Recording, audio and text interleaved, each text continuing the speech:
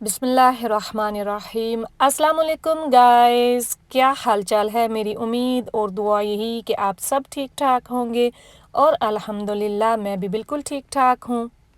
तो आज फिर आपके लिए एक आसान और मज़ेदार सी रेसिपी लेकर आई हूँ, बिल्कुल ओरिजिनल टेस्ट के साथ। और बहुत ही आसान और कम इंग्रेडिएंट्स वाली रेसिपी है, ज़रूर ट्राई कीजिएगा, बहुत मज़ेदार है।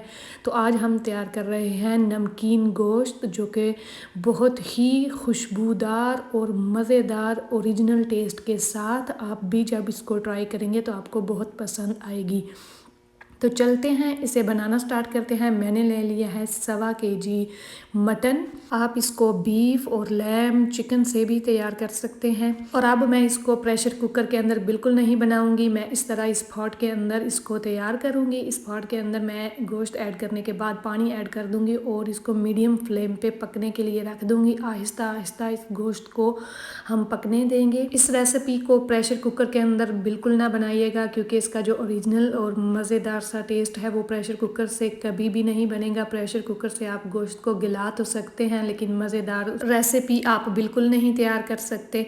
और अब मैंने इसके अंदर 3 कप पानी अभी शामिल किया है। अगर मुझे ज़रूरत पड़ी तो मैं और भी ऐड कर लूँगी। तो अब मैं इसके अंदर ऐड कर रही हूँ जिंजर गार्लिक, और उसके बाद आप हस्बे ज़रूरत इसके अंदर सॉल्ट ऐड कर दे। बहुत ज़्यादा सॉल्ट इसके अंदर ऐड मत कीजिएगा, क्योंकि गोश्त वैसे भी नमकीन होता है। और फिर इसको कवर करके इतना पकाएं कि गोश्त जो है वो अच्छे से गल जाए। तो मैंने इसके अंदर 3 मग पानी जो है वो ऐड किया था। तो अभी मुझे लग रहा है कि गोश्त अभी ठीक से गला नहीं, तो मैंने 1 कप पानी इसके अंदर मज़ीद ऐड करके इसको कवर करके पका लिया है। यानी कि मैंने इसके अंदर टोटल 4 मग पानी जो है वो ऐड किया है। और अब मैं इसके अंदर 5 से 6 टेबल स्पून बटर ऐड करूँगी।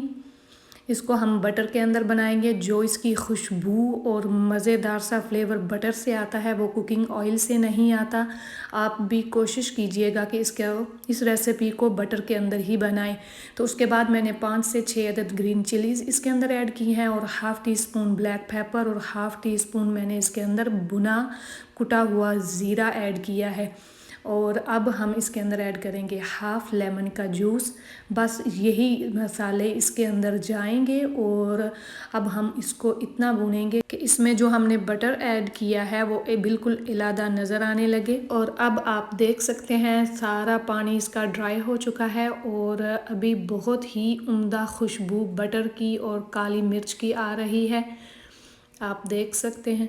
मुझे पूरा यकीन है जो भी इस रेसिपी को ट्राई करेगा वो उंगलियां ही चाटता रह जाएगा, इतनी मज़े की ये रेसिपी है। और ज़रूर ट्राई कीजिएगा, मुझे पूरी उम्मीद है कि ये रेसिपी आप सबको बहुत पसंद आएगी। और प्लीज़ गाइस, वीडियो पूरी वॉच किया करें ताकि वीडियो का कोई भी पार्ट मिस ना हो और आपकी रेसिपी जो है बिल्कुल ही वैसी बने जैसी हम आपको दिखा रहे हैं।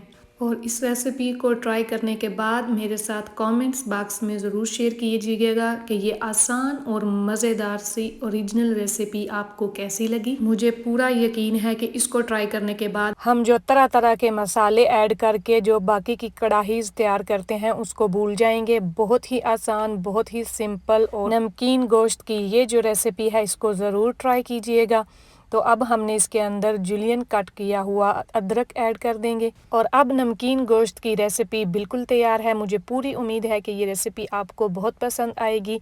और अभी मैं आपको चेक कराऊंगी कि गोश्त जो है वो कितना गला हुआ है। और अब हमने इसको भून भी लिया है बटर के अंदर।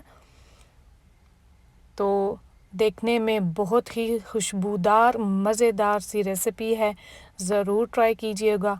आप इसको तंदूर की रोटी के साथ, नान के साथ और ऐसे ही अगर आप खाना चाहें तो खा सकते हैं, क्योंकि हमने इसके अंदर बहुत कम मसाले ऐड किए हैं। ना तो हमने इसके अंदर टमाटर वगैरह ऐड किए हैं और ना ही ऑयल और ना ही बहुत सारे मसाले।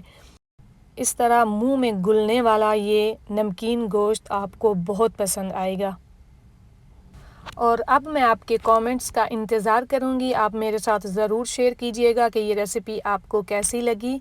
और ये रेसिपी आप अपने फ्रेंड्स और फैमिली के साथ भी शेयर कीजिएगा क्योंकि अगर कोई बिगिनर्स हैं या अगर कोई इस रेसिपी को किसी ने ट्राई नहीं किया तो वो ज़रूर ट्राई करें। और मुझे पूरी उम्मीद है कि ये रेसिपी सबको बहुत पसंद आएगी। अगर आपको ये रेसिपी पसंद आई है तो प्लीज़ मेरे चैनल को लाइक करें, शेयर करें और सब्सक्राइब करें और साथ में दिए गए बेल आइकन को ऑन करके ऑल पे क्लिक कर दें ताकि मेरी हर नई आने वाली रेसिपीज़ के नोटिफिकेशन आपको सबसे पहले मिल सकें।